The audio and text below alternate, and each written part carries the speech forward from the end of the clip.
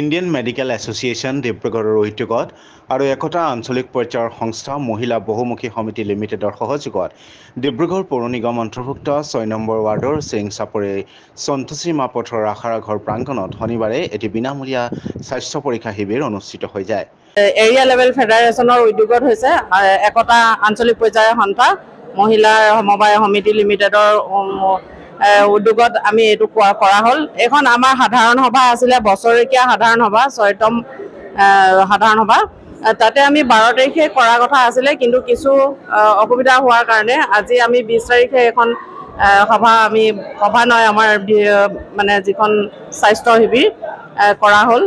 ইয়াতে আমাৰ যিখিনি আমাৰ বানপীড়িত কিছুমান মানুহৰ ভৰিত খজুলি, ভৰিত ঘাঁ তেনেকুৱা কিছুমান হৈছিলে আৰু জ্বৰ কাহ খুব প্ৰায়ে হ'ল। সেইখিনি মানুহৰ কাৰণে আমি একচুৱেলি এইখিনি কৰা হৈছিলে।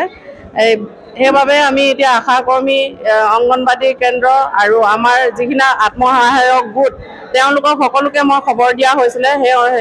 সেইবাবে আমাৰ যথেষ্ট মহিলা পুৰুষ প্ৰায় মানুহে আহি পেলাই ওচৰ চুবুৰীয়া যিমানখিনি আছে সকলোকে খবৰ দিয়াৰ পাছত আমাৰ যথেষ্টখিনি ইয়াত আহিছে আমাৰ পেচেণ্ট।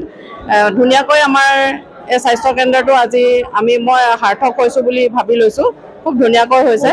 2 শতাধিক বৃদ্ধ বৃদ্ধা, পুৰুষ মহিলা, যুৱক যুৱতীয়ে অংশগ্ৰহণ কৰা শিবিৰটিত বিশিষ্ট চিকিৎসক ডাক্তৰ মৃগাংক বৰুৱা, চিকিৎসক তথা মেয়ৰ সৈকত পাত্ৰ, চিকিৎসক GS বৰগোহাঁই উপস্থিত থাকি প্ৰতিজন ব্যক্তিকে বিভিন্ন ৰোগৰ প্ৰতিকাৰৰ ওপৰত বিশদভাৱে জনোৱাৰ লগতে তেওঁলোকক বিভিন্ন স্বাস্থ্যজনিত পৰীক্ষা নিৰীক্ষাৰ অন্তত যাৱতীয় বিনামূলীয়া ঔষধ আদিও যোগান ধৰা হয়।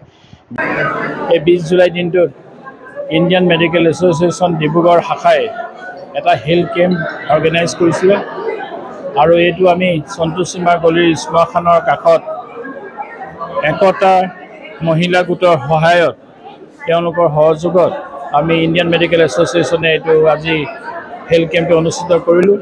এই অঞ্চলটোত যাতে স্বাস্থ্যৰ ক্ষেত্ৰত এটা সজাগতা আনিব পাৰি, এই সজাগতা অনাৰ উদ্দেশ্যে আমি ডিটেকশ্যন কৰিছোঁ আৰু IMA ডিব্ৰুগড় ব্ৰাঞ্চে এইটো এটা খুব মহৎ কাম কৰিছোঁ বুলি আমি এটা কাৰণেই ভাবিছোঁ, কাৰণ ইয়াৰ দ্বাৰা বহু কেইজন ডায়েবেটিছ ৰোগী যি আগতে নাজানে, এই কেম্পটো পতাৰ কাৰণে তেওঁলোক আহিলে আৰু সেইবোৰ ডিটেকশ্যন হ'ল আৰু লগতে ইউৰিক এচিড বঢ়া পালোঁ, লিপিড প্ৰফাইল বঢ়া পালোঁ। অৰ্থাৎ এইটোৱে যথেষ্ট পৰিমাণে তেওঁলোকৰ মাজত সজাগ আনিব বুলি ভাবিছোঁ।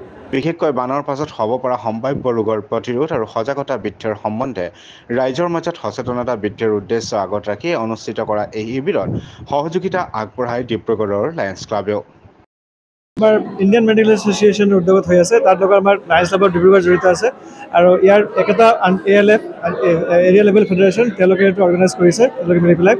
আৰু ইয়াত আমাৰ কিছুমান মেডিচিন কোম্পানী আছে, তেওঁলোকেও চুগাৰ টেষ্ট কৰি আছে, retinopathies, uric acid, cholesterol, lipid profile সববোৰ টেষ্ট হৈ আছে আৰু ইয়াত যথেষ্টখিনি পেচেণ্ট অহা পৰিলক্ষিত হৈছে।